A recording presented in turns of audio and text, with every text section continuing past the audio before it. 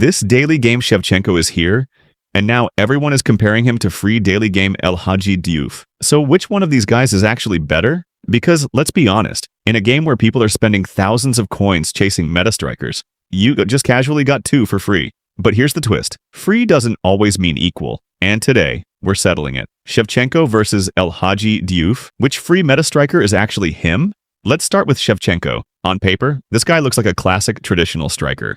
96 offensive awareness, 91 finishing, 88 speed, 92 acceleration, decent physical contact at 84. And then you see it, bullet header. And instantly, you think, yeah, this guy's going to dominate in the air. But here's where reality kicks in. 83 heading. Let me say that again. 83 heading with bullet header. That's like giving someone a sniper rifle, but no aim, because bullet header only shines when the heading stat is already elite. We're talking 90 plus. So in-game, you'll notice it immediately. He'll jump, he'll connect, but it won't feel unstoppable. It won't feel broken. It'll feel normal. And that's the problem. Because when you see a special skill like that, you expect dominance, not it's okay, but don't get it twisted.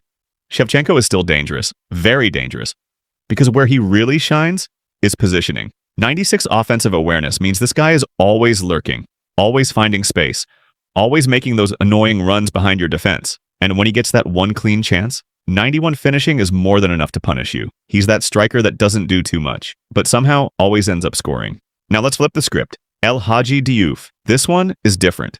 Immediately, you notice the balance in his stats. 92 offensive awareness, 90 finishing, 92 speed, 95 acceleration, 83 physical contact, 90 balance. This is not your typical stand-in-the-box striker. This is a movement striker, a chaos creator. And then you look at his player skill. Phenomenal finishing. Now this changes everything. Because unlike bullet header, phenomenal finishing activates in situations you face all the time. Tight angles, off-balance shots, quick reactions, and suddenly, Diouf starts scoring goals that don't even make sense. You shoot, expecting nothing, and the ball just flies in. That's the difference. Now let's talk about gameplay feel, because stats are one thing, but how a player feels, that's everything.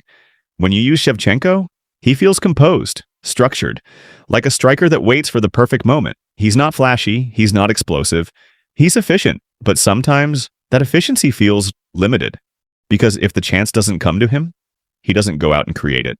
But Diouf, completely different energy. He's active, he's aggressive, he's always moving. With that 95 acceleration, you feel it instantly.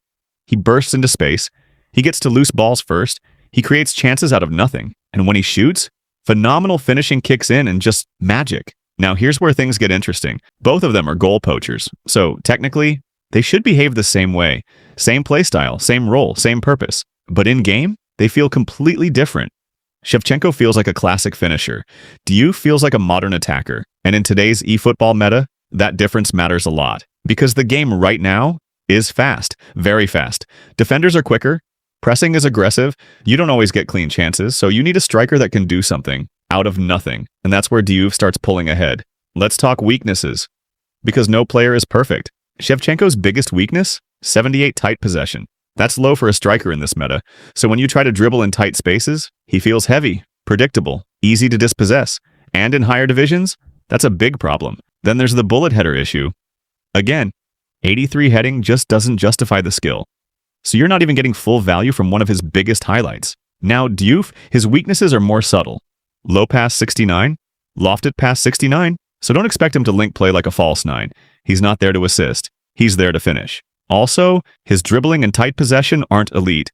So while he feels quicker than Shevchenko, he's not a Neymar-type dribbler. But here's the key difference. Diouf's strengths cover his weaknesses. Shevchenko's weaknesses kind of expose him. Now let's talk value, because this is where things get crazy. Both of these players are free. Daily game rewards. No coins, no spins, no stress. Just log in, play, and you get them. And that's what makes this debate so important. Because for free-to-play players, this is your striker. This is your front line. This is who you rely on. So the question is simple. If you had to pick one, who are you choosing? Let's break it down cleanly. If you like positioning, simple finishing, classic striker movement, you go with Shevchenko. He'll always be in the right place. He'll convert chances. He won't do anything crazy, but he'll do his job. But if you want speed, explosiveness, unpredictable finishing, game-changing moments, then it's Diouf. No debate. Because in this current meta, Moments matter more than structure. Chaos beats predictability. And Diouf? He brings chaos. Now let's address the elephant in the room. Is Shevchenko overrated? Honestly, a little bit? Yes. And it's mainly because of that bullet header. It sounds insane on paper, but in reality, it doesn't hit the way people expect. But that doesn't mean he's bad. Not at all. He's still a very solid striker, especially for a free card. But when you compare him directly to Diouf, you start to see the gap. Because Diouf doesn't just play well, he feels impactful. And that's what you want in a striker. Impact, presence, fear. So after everything, after the stats, after the gameplay, after the testing, the verdict is clear. El-Hadji Diouf is the better free meta striker. Not because Shevchenko is bad, but because Diouf fits the game better.